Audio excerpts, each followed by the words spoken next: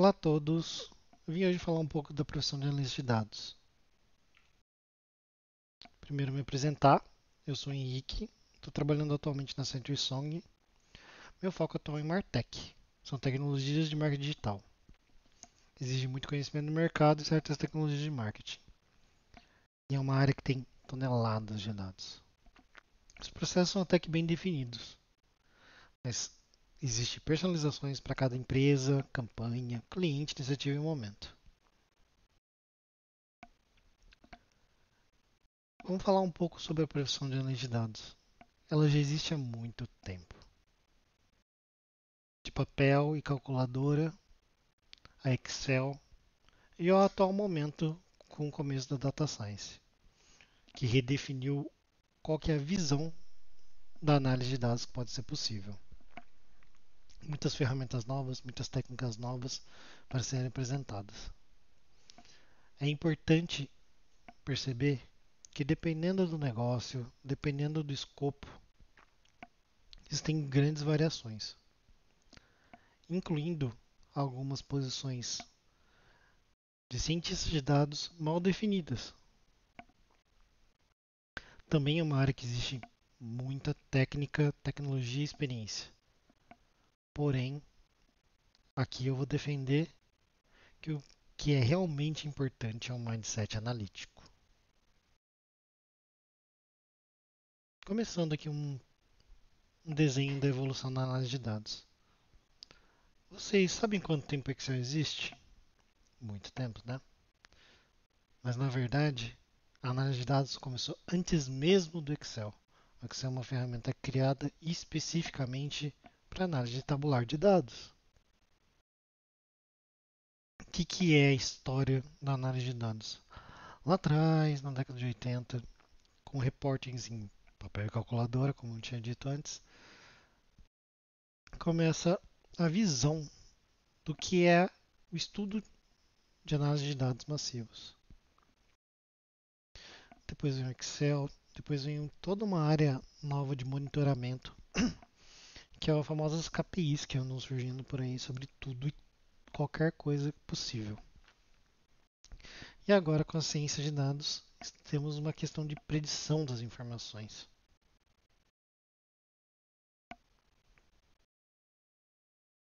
Porém, isto é uma evolução e um aumento da complexidade da análise.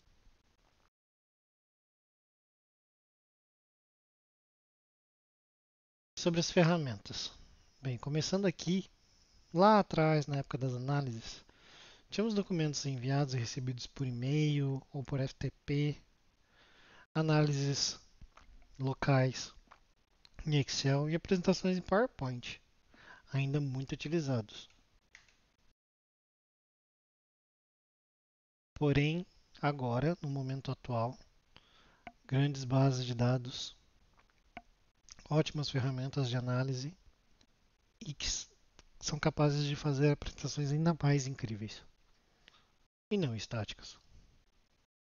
Ainda existe um gap para as ferramentas mais poderosas de data science disponíveis. Porém, isso aqui é só uma referência. Se vocês forem parar para pensar, muitos analistas de dados acabam trabalhando lá com Hive, com Spark e dando ótimos resultados em MATLAB, BC e Born. Então, qual que é a diferença da profissão em termos de ferramentas? Quase nenhuma, se você for parar para pensar. É apenas o poder delas que é importante. Lembrando que a análise de dados não é data science em estatística.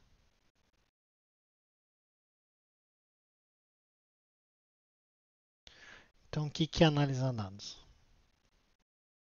Analisar dados é algo que todo cientista de dados também vai acabar fazendo. Aquisição e validação, validação de requisitos, armazenar e consolidar os dados, usar ferramentas de análise adequadas, entender o negócio e o mercado, entender o comportamento dos dados, procurar por padrões, achar argumentações, principalmente contar sobre os dados.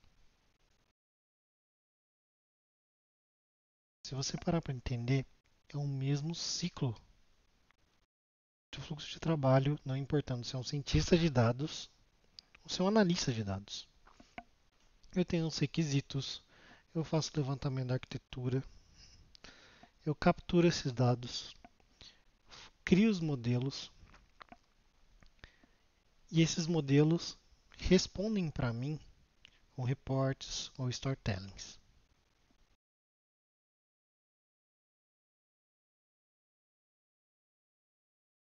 Com data science melhor consolidada, o workflow de data science é quebrado em papéis, onde cada papel é responsável por uma parte do processo.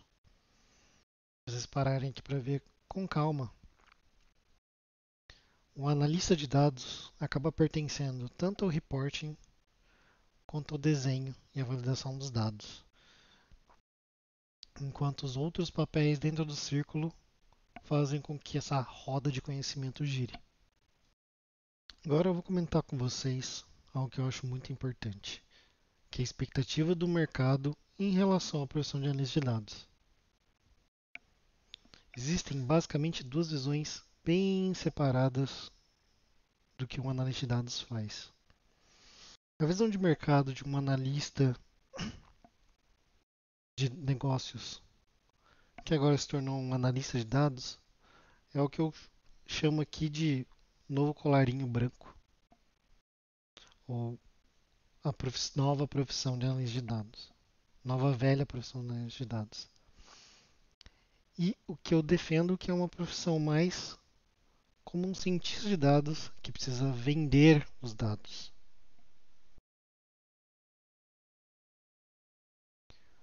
O uso das ferramentas de um analista de negócios que subiu para analisar apenas os dados de negócio continua tendo todas as ferramentas que o analista faz, todos os potenciais de informação que ele tem, porém o foco dele está completamente voltado ao que é passado para ele analisar. Enquanto uma profissão onde o dado deve ser vendido, ele precisa entender do cientista de dados e da área de negócios quais dados devem ser capturados, quais informações relevantes são importantes para serem armazenadas, para assim, se possível, você ter toda uma cultura de dados na empresa. Tá, e sobre o futuro da área de dados? A visão atual é mais ou menos aqui como está no desenho, onde as áreas de conhecimento se misturam e geram cientistas de dados ali no meio. Eu não sou muito fã dessa visão, porque ela pode dar a interpretar que o analista de dados é aquela pessoa que não tem matemática dentro da sua execução, o que não é bem verdade. Se você for para pensar, é mais uma questão de papéis e especializações. Se você adicionar o conceito de comunicação sobre essa estrutura, você vai começar a entender que esses papéis que estão aí presentes, e tem bastante papéis, tem mais a ver com o conhecimento específico que a pessoa vai ter. Tanto é que eu considero que o cientista de dados que tem total conhecimento e habilidades nessas quatro áreas é quase um objetivo intangível. Mais de um papel pode ser combinado numa pessoa, num profissional, e tornar ele extremamente um bom profissional que consegue entregar muito resultado com a sua habilidade. Agora eu vou dar algumas dicas sobre mindset que as pessoas precisariam ter numa área de análise de dados. O mais importante é começar a pensar um pouco sobre a sua própria mente, sobre seus próprios conhecimentos e sobre como eles afetam o jeito que você olha os dados. O primeiro e talvez um dos mais comuns é o viés de confirmação ou confirmation bias, onde seus conhecimentos criam um preconceito sobre os dados. E você vai atrás só dos argumentos para responder estes seus preconceitos. Isso é para quem já está há algum tempo na área de dados. Junto com o Confirmation Bias, o Hindsight Bias leva a você crer que sempre vai acontecer a mesma coisa que o anterior se você fizer de uma forma parecida. Ele cria como se fosse uma superjeção na sua cabeça sobre se o método que você está usando é o mesmo que vai funcionar para um problema que é parecido, mas depois de algum tempo ele é levemente diferente e exige novas soluções ou novos métodos. Esse é o meu favorito, âncora de comportamento. É bem perigoso porque o que está em volta do seu dado pode influenciar o jeito que você olha a informação que você precisa analisar. Eu gosto muito porque eu sou da área de marketing e é um dos conceitos que você acaba mais utilizando tanto na ação quanto na análise dos seus dados. Interessante? Já a heurística de avaliação tem um exemplo mais prático de todos, que é a questão de acidentes aéreos. Acidentes aéreos são muito mais raros que acidentes de carros, porém, sempre são mais visíveis e mais cobertos do que acidentes de carros. Então é muito mais fácil achar que o acidente aéreo é mais comum. Isso acontece muito na área de dados, quando alguém vem e fala que, mas tal coisa está acontecendo, eu estou precisando ver a respeito disso, e você acaba olhando na sua massa de dados e aquilo é 1% do que deveria estar acontecendo, e olhar todos os outros 99% é muito mais importante. Aqui é mais sobre conversa. Dunning-Kruger, talvez o mais bizarro de todos os problemas na nossa mente. Ele faz com que nós avaliemos erroneamente o nosso próprio grau de confiança naquilo que a gente está aprendendo. Basicamente, na nossa mente, a gente sempre vai pensar que a nossa confiança cresce junto com o nosso conhecimento, ou seja, elas são lineares. Porém, na verdade, a curva é assim. Como assim a curva é diferente?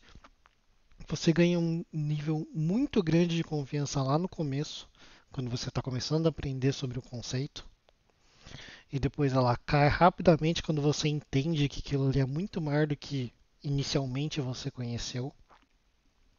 Você passa por uma fase levemente desesperadora, depois você vai entendendo o que está acontecendo e chega num nível de estabilidade bom do entendimento do assunto. Todos vocês, alguns de vocês, na verdade, estão aqui no pico da estupidez em relação a esse assunto e do jeito que eu estou explicando. Vocês estão no pico da estupidez, dentro do pico da estupidez de Dunning-Kruger. É importante entender que atualmente muitas das pessoas lidam com conhecimento dessa forma. Com as lições curtas e os conhecimentos rápidos e resumidos, é muito fácil acabar ficando no pico da estupidez e não descendo para entender melhor sobre o assunto. Então é uma questão de controlar sua própria confiança e o seu próprio conhecimento sobre o seu conhecimento. Um ponto bem interessante é que existe agora o conceito de conhecimento T, que você tem uma larga base de conhecimento, bem pouco profunda, e você tem uma especialização muito forte em um único assunto. Se você for parar a pensar, você tem que evitar com que a sua base larga de conhecimento, não muito profunda, não seja toda preenchida por conhecimentos onde você tem um nível pico da estupidez de Dunning-Kruger e sua especialização profunda Vá bem longe até um platô do conhecimento. Esse já é bem meta quanto à área de dados. É o princípio de Pareto. 80% dos resultados depende apenas de 20% das causas. 80% dos dados normalmente são lixo.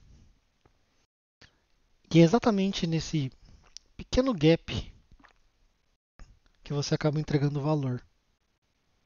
Eu gosto muito de usar a lei de Zipf, pouco conhecida no Brasil, mas que se usa um princípio muito próximo de Pareto, que na língua inglesa 80% das palavras não significam absolutamente nada. The, a, to, or, an, from não significa nada numa estrutura de passar o conhecimento através da conversa. Esse é um princípio muito esquecido tanto por analistas quanto por cientistas de dados, que é o princípio da diferença. Se nada diz o contrário, a distribuição é sempre uniforme. Porém, se há alguma evidência, é importante analisar como está a distribuição. É muito fácil pegar um estudo, uma análise mais profunda, onde alguém usa gaussiânico onde não devia usar, alguém usa distribuição exponencial onde não deveria usar, ou só usa uniforme quando deveria usar uma delas. Falando em outro princípio para cientistas e para analistas, correlação e causalidade. Coisa mais linda que existe na mente humana. Literalmente misturar dois conceitos totalmente distintos e tentar amarrá-los através de alguma lógica, de algum conceito. Porém, na matemática, até isso pode gerar uma questão de correlação que não existe. Aqui alguns casos bem conhecidos.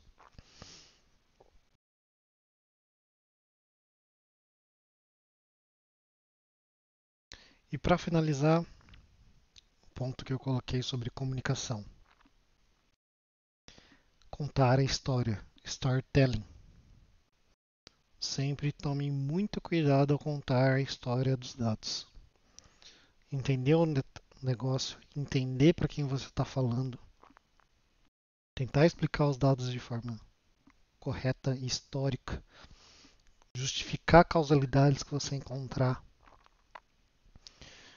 e não só responder as dúvidas na análise, mas às vezes fazer perguntas sobre o que você consegue ver nos dados que geram perguntas para negócio. Aqui está uma grande entrega de valor que vocês podem dar para C-Level e toda a corporação. Dúvidas podem mandar, provavelmente vai ter meu contato aqui. Agradeço a todos. Muito obrigado.